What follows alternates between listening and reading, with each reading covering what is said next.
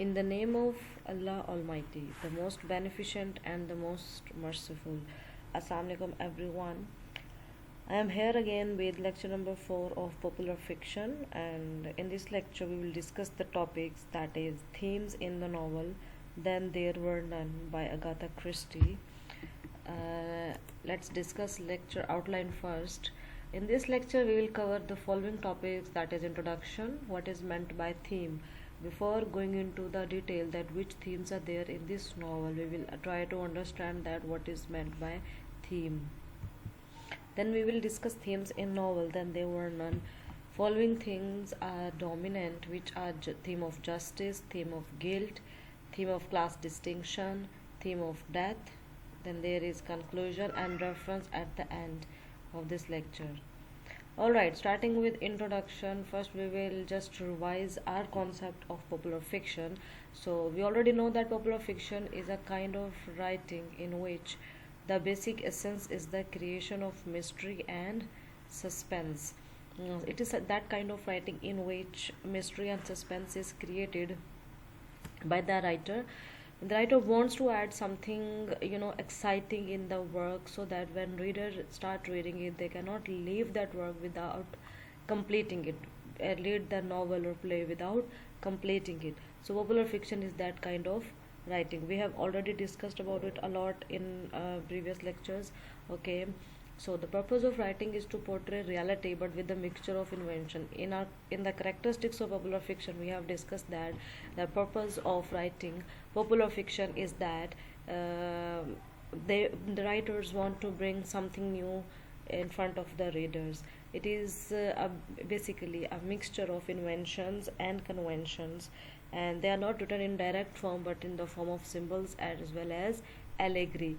Allegory is a kind of poem, you can say. It's literary style of writing in which there are two meanings, the literal meanings and the contextual meaning of the text. Alright, so it means that there are symbols that represent something else. So in popular fiction there are symbols, there is allegory as well. So this is what makes popular writing a different kind of writing. Okay, next we have what is meant by theme. Theme is just basically an idea, a concept, or a subject of discussion around which the whole text revolves. All right, it is the main idea basically in general sense. So we have different definitions of theme according to different authors. Okay, first we will look at the definition. Theme is a subject of discourse, discussion, meditation, or composition. It can be a topic. Subject of discourse is a kind of writing or spoken form of speech. So it can be, it is a subject of writing basically, or the subject of discussion. For example, you are involved in kind of discussion with your friend, so the subject on which you will be discussing with your friend will be called as its theme. Meditation, you are just thinking about some kind of topic, so that will also come in its category. Unifying or dominant idea, motive, etc., as in a work of art. Theme is a dominant idea, alright, that is apparently present in the work of art. It is the central idea of some creative work. Central idea means the main idea on the basis of which you just convey your message, you talk about some things. Alright, the message or idea of something. Theme can also be a message in which you want to convey your point of view, your thought, your idea. So that will also come in the category of theme. Okay, so there are four dominant themes in the novel Then There Were None by Agatha Christie. So themes are fundamental and often universal ideas explored in a literary work. Fundamental mean basic, and universal ideas means they are widely known and people can know about it. They have this idea, they already have some idea about it. For example, people have idea of the justice, they have some idea of the guilt, they have some idea of the class distinction and death. So such type of themes are recurrent and dominant in this novel. So we will look into detail one by one these themes. Okay, let's start. Number one is theme of justice, or more appropriately, it is called as the administration of justice. Before reading the slide, I would like to tell you people that what do we mean by administration of justice.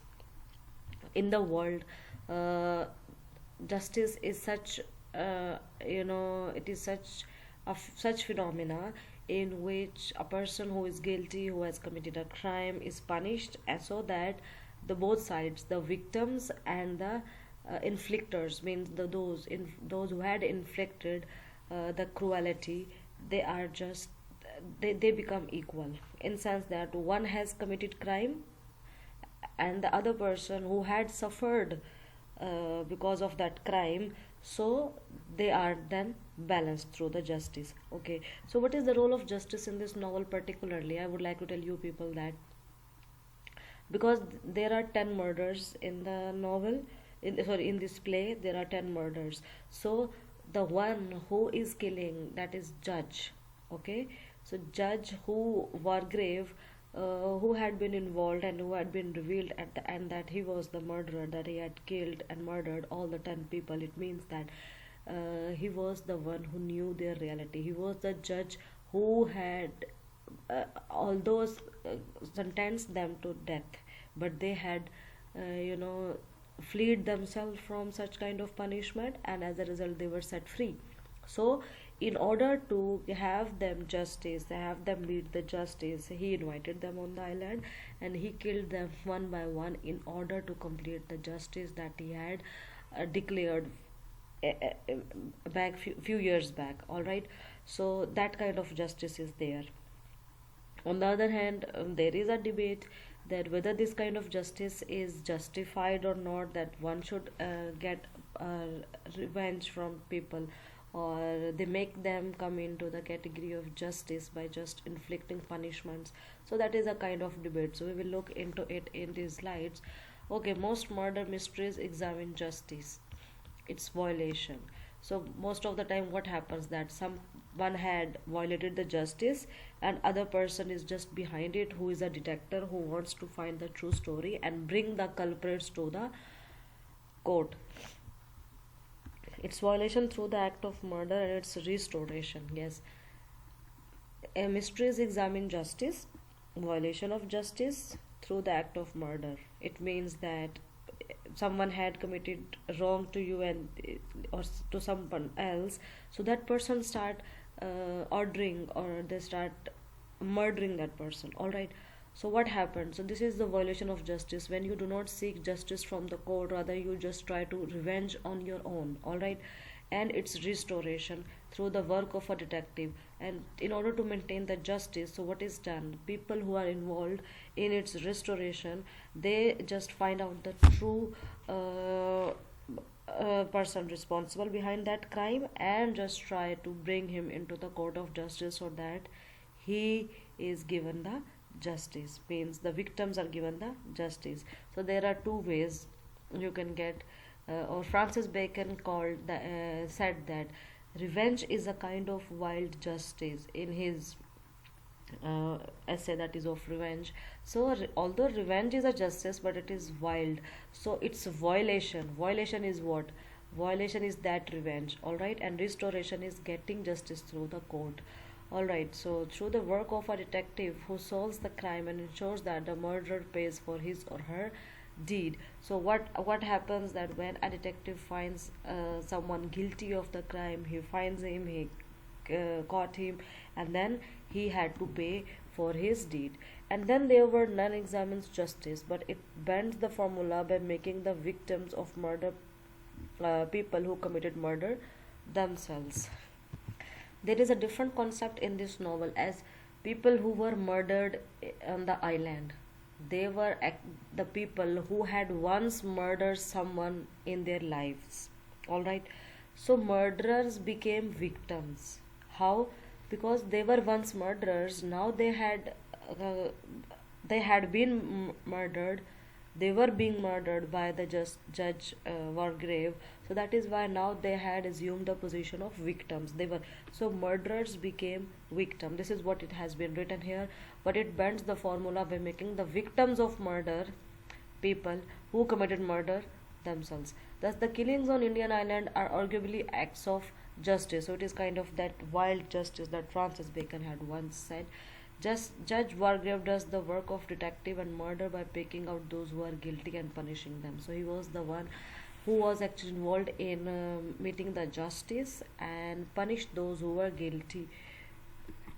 Okay, whether we accept the justice of the events on Indian island depends on both whether we accept Wargrave's belief that all the murder victims deserve their death. So now it is a kind of relative concept. What we accept the justice of the events. Do you think that it was the Judge Wargrave had done justice by murdering such people? So it depends on two ideas. Number one, that Wargrave's belief that all the murder victims deserve their death. So Wargrave used to, he was of the view that murder victims they deserve their death. Why? Because they had murdered once, so they also deserve death. Okay, and we accept that Wargrave has the moral authority to pronounce and carry out sentences. Or what do you think?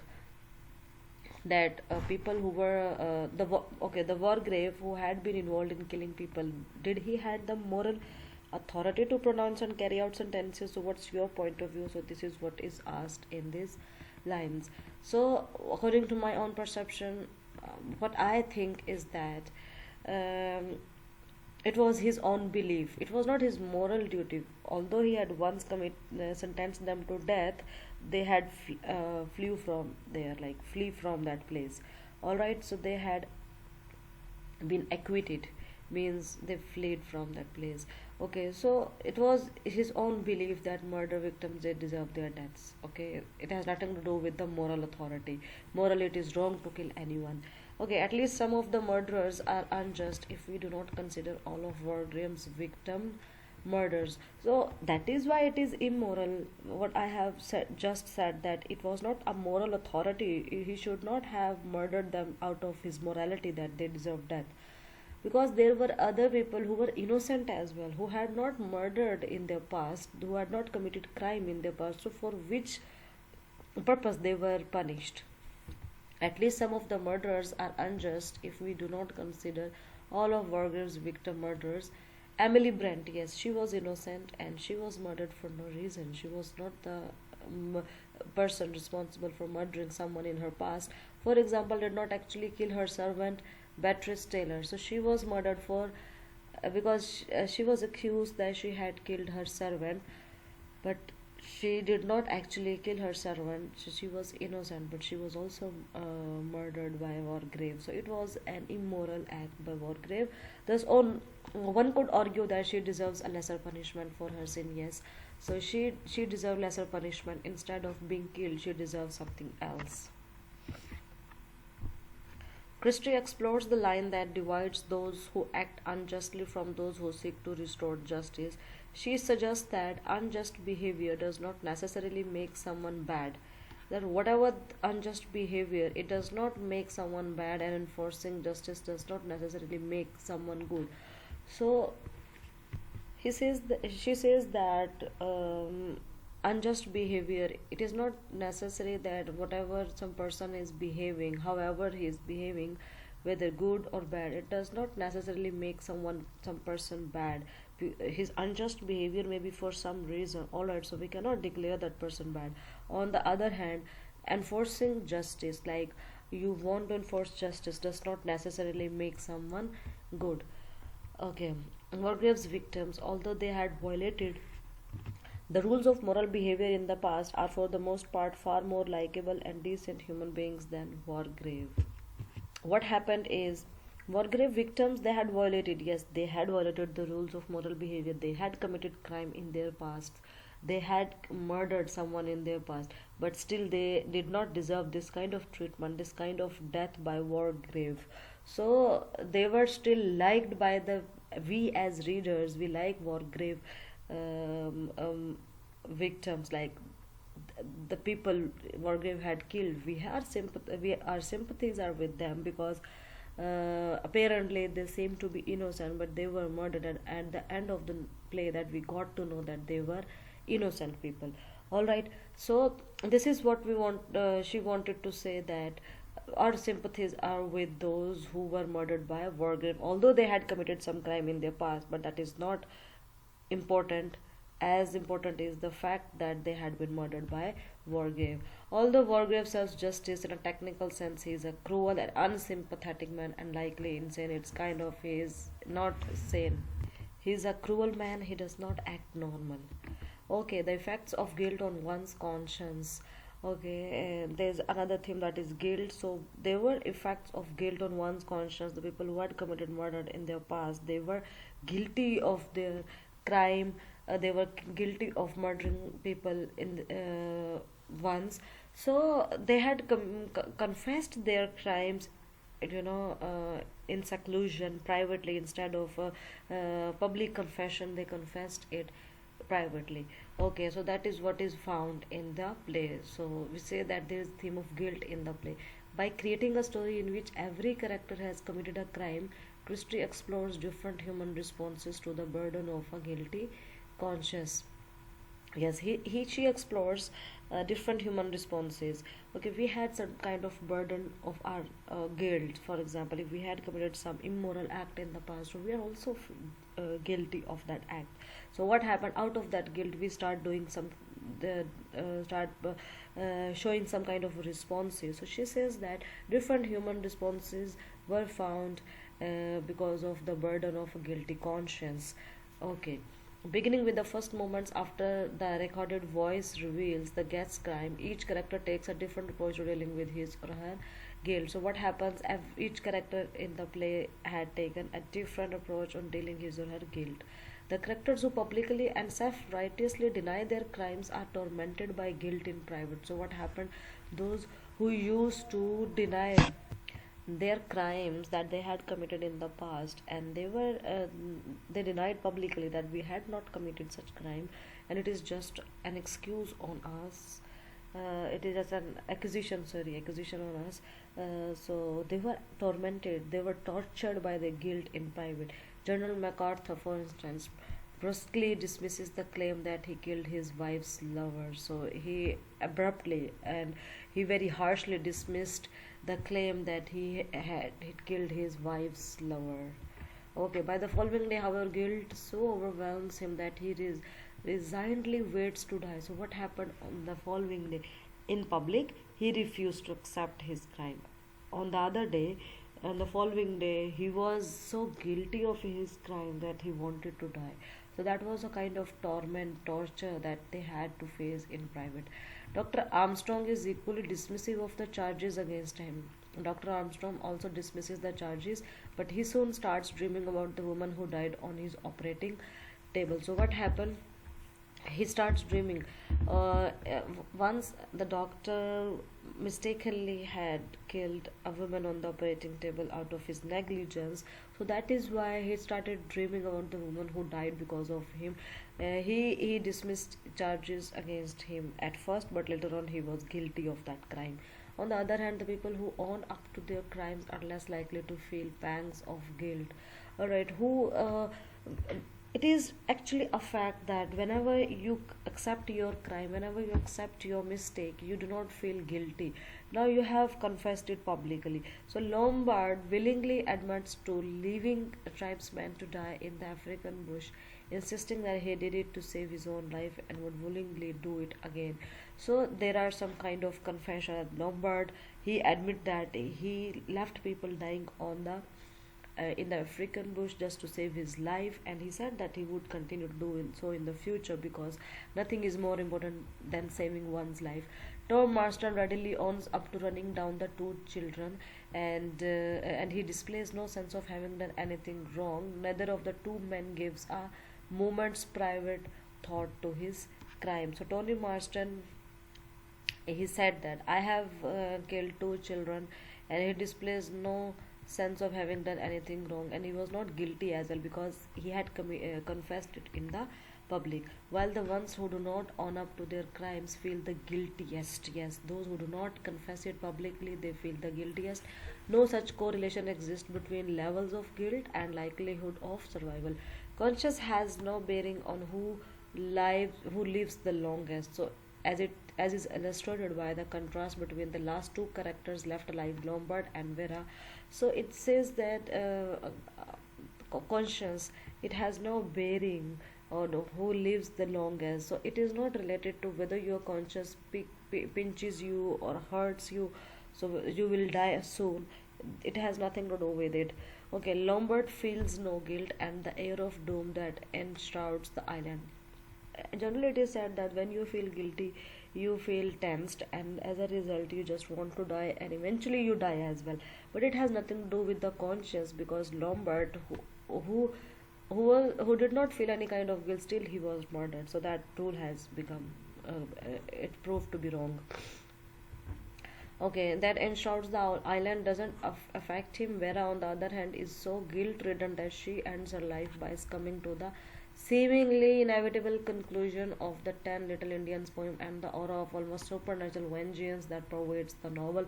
So, what happened? Vera, she was so guilt ridden that she ends her life as the 10th character of the Ten Little Indian end his life. So she was so guilt ridden, she wanted to end her life, and at once she looked at the poem, she read the poem, what the last person had done, she also died the same way. The danger of reliance on class distinction. Class distinctions means the upper and the lower class, and then there were none takes place in 1930s Britain. Our society is stratified into strict social classes, means upper class and the lower class. So no more mostly it happens that the lower class are associated with work such as low level work, like they can be the butlers, they can be the butchers, they can be the cleaners, all right. So no matter whatever happens around, whatever is happening around, they are committed to perform their duties. They had to do their work, they had to complete their work no matter what. So same was shown in this play as well. Roger continues to perform his butler's duties even after it becomes clear that a murderer is on the loose, and even after the murderer has killed his wife. So he knew that someone had killed his wife and murderer is there. Still, he was performing his duty because he knew that his work comes first and he wanted to continue his work at any cost. That is why he was involved in doing. So there is a clear class distinction in it. Okay, so these distinctions play a subtle but important role in the novel. As the situation on the island becomes more and more desperate, social hierarchies continue to dictate behavior, and their persistence ultimately makes it harder for some characters to survive. So what happened? Because of his persistence, because of Roger's persistence to his work, it became very difficult for him to survive, yet he continued his duties. Because it is expected of a man of his social class, Roger washes up after people when they leave, okay, remains downstairs to clean up after the others have gone up to bed, and rises early in the morning to chop firewood. So these were his duties. So he continued performing his duties irrespective of the fact that there was a murderer in the house and he was killing everyone one by one. Okay, the separation from the group that his work necessitates makes it easy for the murderer to kill him. So what happens that the the kind of work he was doing, it was necessary to continue. So that is why it became easy for the murderer to kill him. Additionally, the class-bound mentality of Dr. Armstrong proves disastrous for himself and others, as he refuses to believe that a respectable professional man like Wargrave could be the killer. So it was because of his mentality. He was a doctor, and other Wargrave, he was a judge. So being doctor, he was not in condition to accept the fact that Judge Wargrave was the killer. So because of this belonging to the same class, same upper class, he did not believe him. So that is what class bound mentality is. Okay, there is theme of death. Alright, theme of death is dominant throughout the novel because all the characters have died in it, and then there is none. So death is obviously a central part of, and then there were none, but it is treated quite casually. There is no pomp or circumstance surrounding the death of any of the characters. So what happened? There is no show or circumstances, like what happened to persons, that why they were murdered. It was just in the end of the play that they were consider the mystery was resolved. They are laid out on their beds, and that is it. This simplicity comes from the fact that the characters revert to a more primitive state when death becomes present in their early everyday lives. So when death became present, so they were kind of, when they used in the early morning when they were to awake, all right, so they were found dead. So that was kind of, primitive state. Okay, when so many people are dying, there is no time for mourning, and the life just has to go on. So and then it became normal. Like in our age, when it's the corona, this pandemic is prevalent, and in the beginning it was a big news. Now we know that it has become a reality, and now we have learned to live with it. So same was the case with those people, that when every day there was a death, so it became normal for them to see and face the death. In addition, their own murderous past have brought them to this proximity with death. The characters have all killed other people, so they are unusually knowledgeable about that. So they are murdered because the judge wanted them to experience the death as the same way they had brought death to other people. The inevitability of death is highlighted on Soldier's Island. Many of the characters, such as Vera, Anthony Marston, Mr. Lombard, and Mr. Bloor, feel immortal. They believe that they will be the ones to survive because they have avoided danger at other times in their lives. Yet, one of Wargray's lessons is that no one can escape death. So, it is kind of of the characters who feel that they will survive because they have avoided dangers in other part of their lives, like formerly they have avoided dangers. So it is very easy for them to survive even if they are dead, but they still feel that they are alive. On the other hand, Wargrave's lesson is that no one can escape death. So death is a dominant theme in this play. The crux is that the play, or the novel, we call it a novel because it's a kind of a story, and it's play because its structure is a kind of play. So you see, it has both. It is convention and invention both. The crux is that the novel has multiple themes. They have depicted the multiple issues of society and problems, but the way is very different, and treatment is quite unique. So yes, there are multiple issues of the society, but the way the theme of death is depicted, but the way the characters are shown guilty of their acts, that is very different. All right, so that's all.